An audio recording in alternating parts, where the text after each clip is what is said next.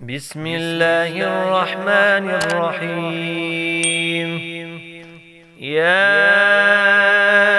أيها المدثر قم فأنذر وربك فكبر وثيابك فطهر والرجز فهجر ولا تمنن تستكثر ولربك فاصبر فإذا نقر في الناقور فذلك يومئذ يوم عسير على الكافرين غير يسير. ذرني ومن خلقت وحيدا وجعلت له مالا ممدودا وبنين شهودا ومهدت له تمهيدا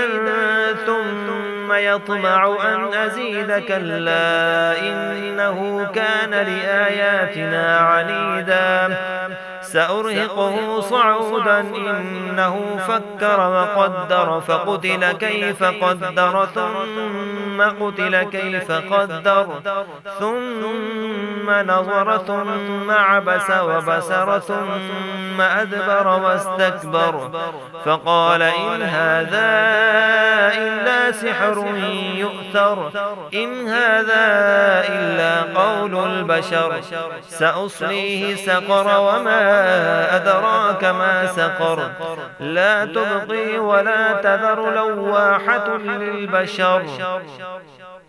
عليها 19 وما جعلنا أصحاب النار إلا ملائكة وما جعلنا عدتهم إلا فتنة للذين كفروا ليستيقن الذين أوتوا الكتاب ويزداد الذين آمنوا إيمانا ولا يرتاب الذين أوتوا الكتاب والمؤمنون وليقول الذين في قلوبهم مرض والكافرون ماذا أراد الله بهذا مثلا كذلك يضل الله من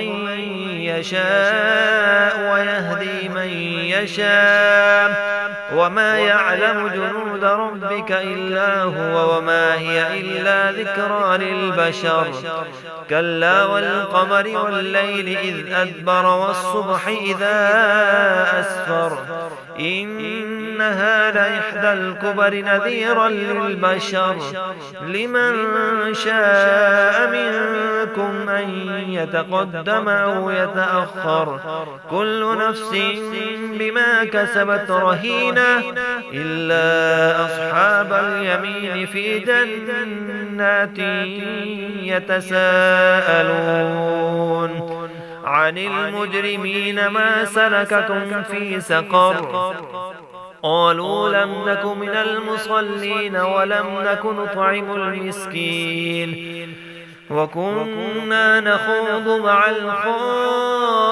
الخائضين وكنا نكذب بيوم الدين حتى أتانا اليقين فما تنفعهم شفاعة الشافعين فما لهم عن التذكرة معرضين كأنهم حمر مستنفرة فرت من قسورة بل يريد كل امرئ منهم أن يؤتى صحفا منشرة كلا بل لا يخافون الآخرة كلا إنه تذكرة فمن شاء ذكره وما يذكرون إلا أن يشاء الله هو أهل التقوى وأهل المغفرة